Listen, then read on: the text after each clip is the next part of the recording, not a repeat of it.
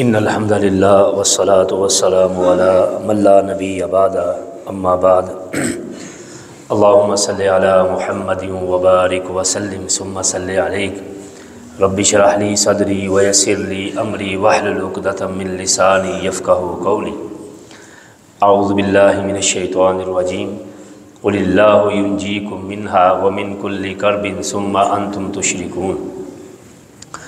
سامعین محترم، کرب ایک ایسی کیفیت کا نام ہے، عربی زبان میں ایسی کیفیت کو کہا جاتا ہے کہ جس میں انسان بہت زیادہ غموں کے اندر پھنس جائے، یا ایسے غم یا ایسی تکلیفیں جو کہ انسان کو چمٹ جائیں اور اس کا دل جو ہے وہ الٹ پلٹ ہو جائے، حتیٰ کہ تمام آسرے جو ہیں وہ اسے ٹوٹتے ہوئے نظر آئیں اور ہر طرف سے اسے اندھیرا ہی اندھیرا نظر آ رہا ہو۔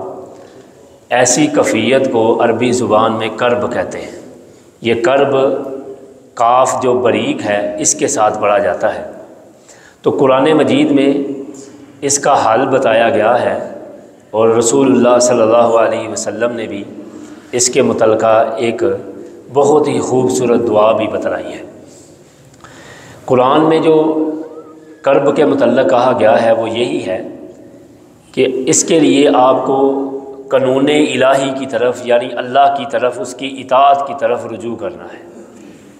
تو اس لیے یہ آیت جو میں نے پڑھی ہے، قل اللہ ینجیکم منہا ومن کل کرب ثم انتم تشرکون، فرمایا کہ ان کو کہہ دو اے نبی صلی اللہ علیہ وسلم، اللہ کے سوا ان کے کوئی بھی کرب، ان کے غم، ان کی تکلیفیں، ان کی مصیبتیں کوئی بھی دور کرنے والا نہیں ہے۔ بات یہ ہے کہ وَأَنْتُمْ تُشْرِكُونَ، کہ یہ شرک کیوں کرتے ہیں۔ معلوم ہوا کہ یہ مصیبتیں، آفتیں، یہ پریشانیاں، یہ غم، یہ کرب، اس کی سب سے پہلے معاشرے کے اندر جو بنیادی چیز ہے وہ ہے کہ جب اللہ کے ساتھ شرک کیا جاتا ہے، جب اللہ کی توحید کے اندر دوسری چیز کو ملوث کیا جاتا ہے اور شرک کیا جاتا ہے، پھر ہمارے معاشرے میں اللہ تعالیٰ غم، تکلیفیں، مصیبتیں بڑھا دیتا ہے، آزمائشوں کو بڑھا دیتا ہے۔ تو پہلی چیز تو یہ ہے۔ اب نبی علیہ السلام نے صحیح بخاری کے اندر یہ ایک دعا بتلائی ہے، اس دعا کا نام ہی دعائے کرب ہے۔ وہ الفاظ ہیں، یہ اصل میں دعا میں اور ذکر میں، اس بات کو بھی سمجھ لیجئے، دعا میں اور ذکر میں فرق ہے۔ یہ جو میں آپ کے سامنے دعا پڑھنے لگا ہوں یہ حقیقت میں ایک ذکر ہے۔ ذکر اس دعا کو کہتے ہیں کہ جب آپ اپنی دعاؤں کا آغاز کریں، دعا مانگنا شروع کریں تو ان الفاظ کو اس میں سب سے پہلے استعمال کریں۔ تو اس لیے دعا مانگنا اور چیز ہے، ذکر ایک الگ چیز ہے۔ تو یہ اصل میں دعائے ذکر ہے کہ یعنی ان الفاظ کے ساتھ آپ دعا مانگیں، آگے چلیں، اللہ تعالیٰ آپ کی دعا کو رد نہیں کرے گا۔ ایسی بہت سی احادیث جو ہیں وہ موجود ہیں، دعائیں بھی موجود ہیں، لیکن یہ دعا یہ ہے کہ جب انسان کو بڑا ہی کرب ہو، نبی علیہ السلام نے عبداللہ بن عباس رضی اللہ عنہما کو یہ دعا سکھائی۔ فرمایا کہ جب تمہیں ہر طرف سے غم نے گھیر لے اور غموں کے پہاڑ تمہارے اوپر گر پڑے تو یہ الفاظ کہا کرو، لا الہ الا اللہ العظیم الحلیم، لا الہ الا اللہ رب العرش العظیم، لا الہ الا اللہ رب السماوات ورب الارض ورب العرش الکریم۔ یہ وہ کلمات ہیں جنہیں دعائے کرب کہا جاتا ہے۔ قرآن مجید پہ آپ غور کریں، ایک بڑی ہی اہم نقطہ ہے اس چیز میں، جتنی بھی کرب والی دعائیں ہیں جن انبیاء علیہ السلام نے مانگی ہیں، جیسا کہ ایوب علیہ السلام کیا، اور سب سے زیادہ جو مچھلی کے پیٹ والے ذنون سیدنا یونس علیہ السلام، ان کی جو دعائے کرب ہے وہ بھی لا الہ الا اللہ سے شروع ہوتی ہے۔ یعنی اکثر دعائیں جو کرب کے وقت مانگی گئی ہیں وہ لا الہ الا اللہ سے ہیں، کیونکہ لا الہ الا اللہ سب سے افضل الذکر ہے۔ نبی علیہ السلام نے فرمایا کہ جب کوئی بندہ لا الہ الا اللہ کہتا ہے، یہ الفاظ اللہ کے عرش کے ارد گرد چکر لگانا شروع کر دیتے ہیں۔ فرمایا چکر لگاتے ہوئے یہ اس طرح بن بناتے ہیں کہ جس طرح شہد کی مکھیاں اپنے چھتے کے ارد گرد بن بناتی ہیں۔ فرمایا ان کی بن بناہٹ کیا ہوتی ہے ان الفاظ کی، وہ اس بندے کا ذکر کر کے اللہ کے حضور پیش کر رہی ہوتی ہیں کہ یا اللہ زمین پر فلاں بندے نے تیرا ذکر لا الہ الا اللہ کیا ہے، یہ ہم اس کا ذکر تیرے حضور پیش کر رہے ہیں۔ تو یہ لا الہ الا اللہ اس قدر افضل دعا ہے، یہ سب سے افضل ذکر اسے کہا گیا ہے۔ حسن بصری رحمہ اللہ فرمایا کرتے تھے لا الہ الا اللہ اگر انسان نیت کے ساتھ اور توحید کے ساتھ اس کو سمجھ کر پڑھتا ہے، لا الہ الا اللہ شیطان کی کمر کو توڑ کے رکھ دیتا ہے۔ یہ اس قدر جامع جو ہے اور اس قدر افضل جو ہے وہ ذکر ہے۔ تو دیکھیں یونس علیہ السلام نے مچھلی کے پیٹ کے اندر جب کرب آیا، ہر طرف سے اندھیرا، وہ مچھلی کے پیٹ کا اندھیرا، سمندر کی گہرائیوں کا اندھیرا، تو اس وقت انہوں نے کہا لا الہ الا انت سبحانک انی کنت من الظالمین۔ تو قرآن مجید میں سورہ صافات میں اللہ نے فرمایا کہ اے یونس علیہ السلام، اگر میں نے آپ کو یہ الفاظ نہ سکھائے ہوتے اور آپ کی زبان پر جاری نہ ہوتے، فلولا انہ کان من المسبحین للبث فی بطنہ الی یوم یبعثون، اگر یہ کرب کے وقت آپ یہ لا الہ الا انت سبحانک انی کنت من الظالمین یہ کلمات نہ ادا کرتے، قیامت تک جب لوگوں نے قبروں سے اٹھایا جانا تھا آپ نے مچھلی کے پیٹ کے اندر سے نکلنا تھا، میں قیامت تک للبث فی بطنہ الی یوم یبعثون، جب تک لوگوں نے قبروں سے نہیں اٹھنا تھا، قیامت برپا نہیں ہونی تھی، آپ مچھلی کے پیٹ کے اندر رہتے۔ تو معلوم ہوا یہ لا الہ الا اس قدر یہ افضل ذکر ہے کہ یہ انسان کو بڑی سے بڑی مصیبتوں سے نجات دے دیتا ہے۔ یہاں پہ آخری بات ایک واقعہ ہے فتح الباری کے اندر، حافظ ابن حجر رحمہ اللہ نے بھی اسے صحیح سند کے ساتھ پیش کیا ہے۔ علامہ ابن بطال ہیں جنہوں نے شرح بخاری لکھی ہے، وہ بھی اس کو صحیح سند کے ساتھ انہوں نے یہ واقعہ پیش کیا ہے۔ ایک بہت بڑے امام ہوئے ہیں امام ابو بکر الرازی رحمہ اللہ، یہ اصفہان جو ایران کا علاقہ ہے وہاں یہ علم حاصل کرنے کے لیے اپنے استاد ابو نعیم کے پاس گئے۔ ابو نعیم رحمہ اللہ نے ان کو بتلایا کہ ہمارے علاقے کا اصفہان کا ایک بہت بڑا امام ہے جو مجھ سے بھی بڑا امام ہے، یعنی اس وقت اس پائے کا کہتے ہیں کہ ارض کے اوپر زمین پر اتنا بڑا امام موجود نہیں تھا، ان کا نام ابو بکر بن علی تھا رحمہ اللہ۔ ان پر لوگوں نے جھوٹے الزام لگا کر حسد کی بنا پر، بلکہ کچھ علماء بھی اس میں شامل ہوئے، بادشاہ کو جھوٹے موٹے الزامات لگا کر ان کو ناحق جیل میں داخل کر دیا۔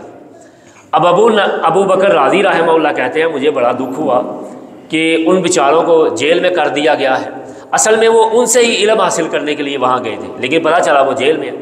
وہ کہتے ہیں میں نے دعا کی، رات کو مجھے خواب آئی، رسول اللہ صلی اللہ علیہ وسلم مجھے خواب میں ملے اور فرمایا کہ ابو بکر اے راضی، جا کر اپنے استاد جو ابو بکر بن علی ہیں جو جیل میں ہیں انہیں جا کر یہ بتاؤ کہ صحیح بخاری کے اندر ایک دعا ہے جسے دعائے کرب کہتے ہیں، اسے کثرت کے ساتھ پڑھیں، اللہ تعالیٰ اسے رہائی عطا کر دے۔ وہ کہتے ہیں میں اٹھا، نماز ادا کی اور میں جیل میں ان کے پاس ملنے کے لیے چلا گیا، میں نے بتایا کہ مجھے رات یہ خواب آئی ہے۔ نبی علیہ السلام نے باقاعدہ ذکر کیا ہے کہ بخاری کے اندر یہ الفاظ موجود ہیں، وہ کلمات ہیں، اسے دعائے کرب کہتے ہیں۔ وہ کلمات یہی تھے لا الہ الا اللہ العظیم الحلیم، لا الہ الا اللہ رب العرش العظیم، لا الہ الا اللہ رب السماوات و رب الارض و رب العرش الکریم، یہی کلمات۔ وہ کہتے ہیں یہ کلمات میں نے بتلائے، چند ماہ گزرے، چند دن گزرے، اللہ تعالیٰ نے انہیں رہائی عطا فرما دی۔ تو یہ دعائے کرب یہ ہمیں اپنی دعاؤں میں بھی مانگنا چاہیے، ویسے بھی اپنے صبح کے شام کے جو اذکار ہیں اس میں ان کو شامل کر لیے۔ اس کے ساتھ یا حی یا قیوم برحمتک استغیث، یہ بھی بڑی جامع دعا ہے، یہ دل کو سکون آئے، بے چینی ہو، غم ہو، چھوٹی دعا، چھوٹے سے الفاظ ہیں، اللہ اللہ ربی لا اشرک بہ شیئا، اللہ تعالیٰ اسے بھی قلبی سکون جو ہے وہ عطا فرما دے گا۔ اللہ سے دعا ہے کہ اللہ تعالیٰ ہمیں اس پر عمل کی توفیق عطا فرمائے۔ وآخر دعوانا الحمدللہ رب العالمین۔ جی الحمدللہ رب العالمین والعاقبۃ للمتقین والصلاۃ والسلام علی سید الانبیاء والمرسلین۔ ربنا ظلمنا انفسنا وان لم تغفر لنا وترحمنا لنکونن من الخاسرین۔ لا الہ الا انت سبحانک انی کنت من الظالمین۔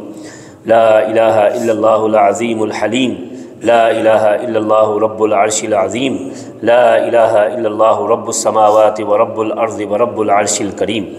اللہم انا نسألک بأنک نشہدک انت لا الہ الا اللہ الاحد الصمد الذی لم یلد ولم یولد ولم یکن لہ کفوا احد یا منان یا بدیع السماوات والارض یا ذا الجلال والاکرام۔ اے اللہ کریم ہم سب کے گناہوں کو معاف فرما دے، یا اللہ ہماری غلطیوں اور کوتاہیوں کو معاف فرما دے۔ اللہ گناہ گار ہیں، سیاہ کار ہیں، خطا کار ہیں، یا اللہ جیسے بھی ہیں تیرے بندے ہیں، تیرے در پہ آئے ہیں، معافی مانگ رہے ہیں، معاف فرما دے۔ اللہ آج جو بھی کوئی غم لے کر آیا اس کے غموں کو دور کر دے، اللہ جو تکلیفیں لے کر آیا اس کی تکلیفوں کو دور کر دے۔ اے اللہ کریم جو غموں میں مبتلا ہے اللہ کریم اسے سکون عطا فرما دے۔ اے اللہ کریم ہمارے قیام قبول فرما لے، اللہ ہماری ریاضتوں کو قبول فرما لے، اے اللہ کریم ہماری تلاوتوں کو قبول فرما لے۔ اے اللہ کریم ہم یہ جو بھی رمضان میں ٹوٹی پھوٹی عبادت کر رہے ہیں، اے اللہ کریم کوئی بھی بندہ کامل تو نہیں کر سکتا، لیکن یا اللہ ہم فقط اس لیے کر رہے ہیں کہ ہم نے اپنے رب کو راضی رکھنا ہے۔ اے اللہ کریم تو ہم سے راضی ہو جا۔ اللہ ہمیں اس رمضان میں ان خوش نصیبوں میں شامل کر دے جن کو آپ نے جہنم سے آزادی کا پروانہ عطا کرنا ہے۔ اللہ ان خوش نصیبوں میں شامل کر دے جن کو سحری کے وقت، افطاری کے وقت جہنم سے آزادی کے پروانے ملتے ہیں۔ یا اللہ کریم ہمارے حالات پر رحم کر دے۔ اللہ بیماروں کو مکمل شفا کاملہ عاجلہ عطا فرما۔ اے ایوب علیہ السلام کو شفا دینے والے رب ہمارے بیماروں کو بھی شفا عطا فرما۔ اے یونس علیہ السلام کی مچھلی کے پیٹ میں التجائیں دعائیں سننے والے رب ہماری بھی دعاؤں کو سن لے۔ اے جبرائیل، اے میکائیل کے رب ہماری دعاؤں کو سن لے۔ اے ابراہیم علیہ السلام کی آگ میں مدد کرنے والے رب ہماری بھی مدد فرما دے۔ رب ارحمہما کما ربیانی صغیرا رب اوزعنی ان اشکر نعمتک التی انعمت علی وعلی والدی وان اعمل صالحا ترضاہ وادخلنی برحمتک فی عبادک الصالحین۔